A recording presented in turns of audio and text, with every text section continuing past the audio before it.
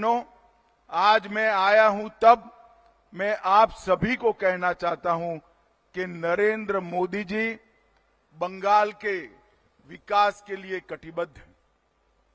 आज मैं यहां आया हूं तब इंडी अलायंस वालों को पूछना चाहता हूं कि भाई, ये ममता दीदी इंडी अलायंस की सदस्य रही, मंत्री भी रही, आपके मंत्री भी वहां रहे।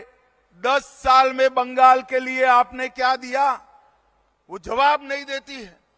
मगर मैं जवाब लेकर आया हूं बंगाल वालों। यूपीए की सरकार में बंगाल में केवल और केवल 2,09,000 करोड़ रुपया दिया था। केवल 2,09,000। 10 साल में 2,09,000 करोड़ रुपया। और नरेंद्र मोदी सरकार ने 14 से 24 10 साल में 2,09,000 करोड़ के बनाम 7,74,000 करोड़ रुपया देने का काम नरेंद्र मोदी जी। मगर मोदी जी जो पैसा भेजते हैं, ये करप्शन की बलि चढ़ जाता है।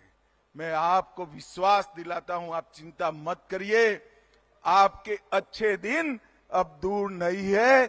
2026 विधानसभा की गणना के साथ ही यहां पर अच्छे दिन भी शुरू होने वाले हैं, ये आप मान कर चलेगा।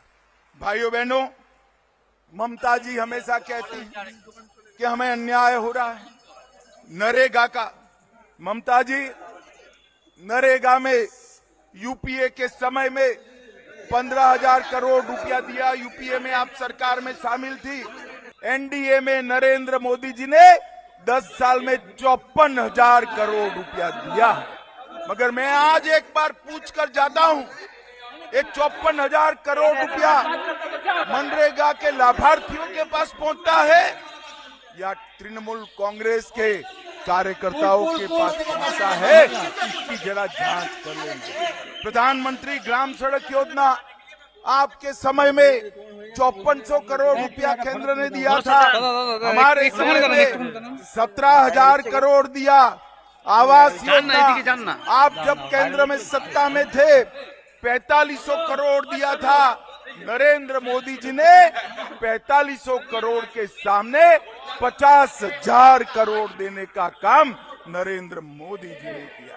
राष्ट्रीय ग्रामीण आजीविका मिशन आपने सिर्फ 630 करोड़ दिया था, हमने 91,000 करोड़ और आजीविका मिशन में 45 करोड़ देने का काम किया। भाइयों बहनों, आज मैं ये आसपास के सभी नागरिकों को विश्वास दिलाना चाहता हूं कि लॉ एंड पोर्ट अथॉरिटी इसका और आगे अभी विकास करेगी, पेट्रोपोल का और इस पूरे क्षेत्र के विकास का एक ऊर्जावान स्थान बनकर रहेगी।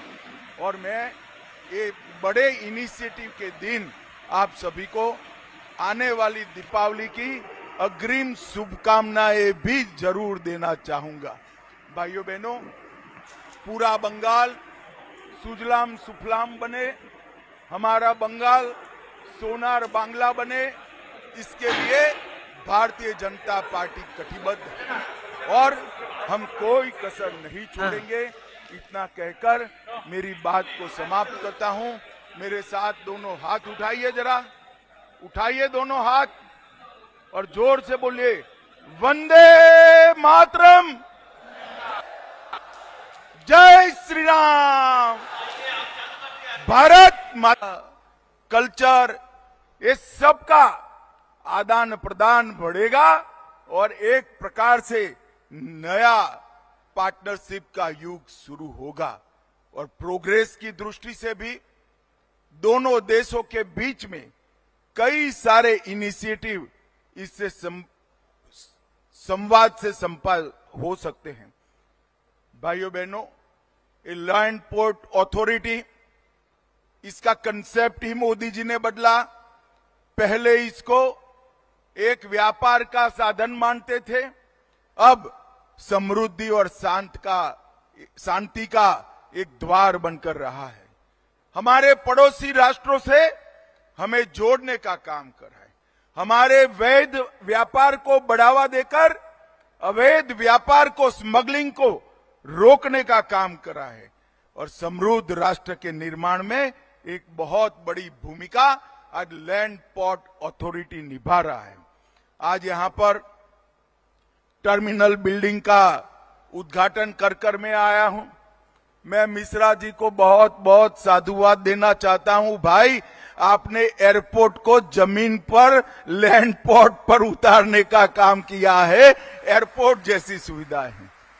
लगभग 500 करोड़ के खर्च से 60,000 वर्ग मीटर में 25,000 यात्रियों को रोज हैंडल करने की क्षमता ये टर्मिनल बिल्डिंग की है और मुझे पूरा भरोसा है इससे मेडिकल और एजुकेशनल टूरिज्म का बहुत बड़ा बढ़ावा होने वाला है।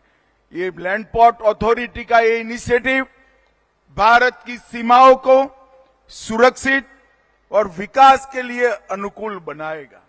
हमने यहां पर आज एक मैत्री द्वार का उद्घाटन भी किया है।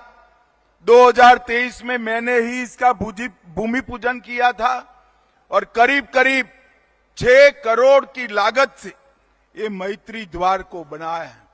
मैंने आज लैंड पोर्ट अथॉरिटी के सभी अधिकारियों को सूचना भी दी है कि अगली बारिश में आपको यहां 25,000 पौधे जो 200 साल के आयुष्य वाले हो ऐसा लगाकर ये पूरे क्षेत्र की चिंता करनी है। भाइयों बहनों, निर्बाध आवाजाही के लिए automatic number plate recreation, boom barrier, चेहरे की पहचान के मशीन, एक्सेस कंट्रोल एंट्री और एग्जिट पॉइंट जैसी सुविधाएं भी इसके अंदर है। मैं आज मेरी सीमा पर रहने वाले सभी भाइयों बहनों को बताना चाहता हूं कि पेट्रोपोल लैंड पोर्ट दक्षिण एशिया का सबसे बड़ा पोर्ट है और ये सबसे व्यस्त पोर्ट भी है जो हमारे व्यापार और आवाजाही को बढ़ाता है।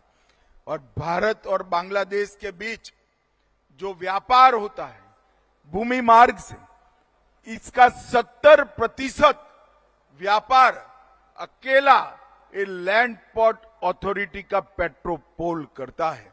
और शुरुआत में 16-17 में जब मोदी जी ने शुरुआत करी तब 18,000 करोड़ का व्यापार हुआ और 23-24 में 18,000 करोड़ से बढ़कर 64% की वृद्धि के साथ 30,500 करोड़ का व्यापार यहां से हुआ है। जब 30,000 करोड़ का व्यापार होता है तो यहां पर ट्रांसपोर्टेशन का बिजनेस लगेगा, गोडाउन बनेंगे, माल को उतारना, चढ़ाना, पोर्टर, अनेक प्रकार की रोजगारी की संभावनाएं यहां पर होती है। और 2023-24 में 23.5 लाख, लगभग 24 लाख यात्रियों की आवाजाही यहां से हुई है। पूर्वी भारत में border security, border trade, border connectivity और पीपल टू पीपल कनेक्टिविटी के लिए लैंड पोर्ट अथॉरिटी अब धीरे धीरे मित्रता के रास्ते खोल रहा है। हमने सीमाओं को सुरक्षित करने के साथ साथ इसको विकास के साथ भी जोड़ने का काम किया है। सीमावर्ती क्षेत्रों में मजबूत इंफ्रास्ट्रक्चर की जो कल्पना मोदी जी की है, इसको लैंड पोर्ट अथॉरिटी आगे बढ़ा रही है। भाइयों बहनों, अथॉरिटी एक वन स्टॉप समाधान है जिसमें इमिग्रेशन, कस्टम और बॉर्डर सिक्योरिटी के सारे आयाम समाहित कर लिए गए हैं। और भारत ने 12 लैंड पोर्ट का विकास और संचालन किया है।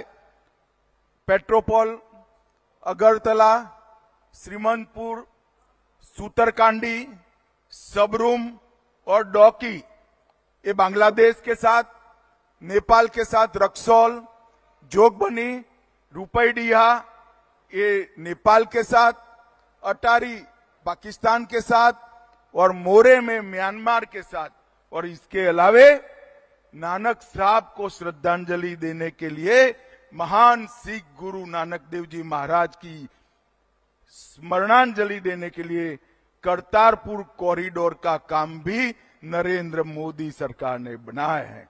और 23-24 में इस सभी लैंड पोर्ट के माध्यम से 71,000 करोड़ रुपए का व्यापार हुआ है।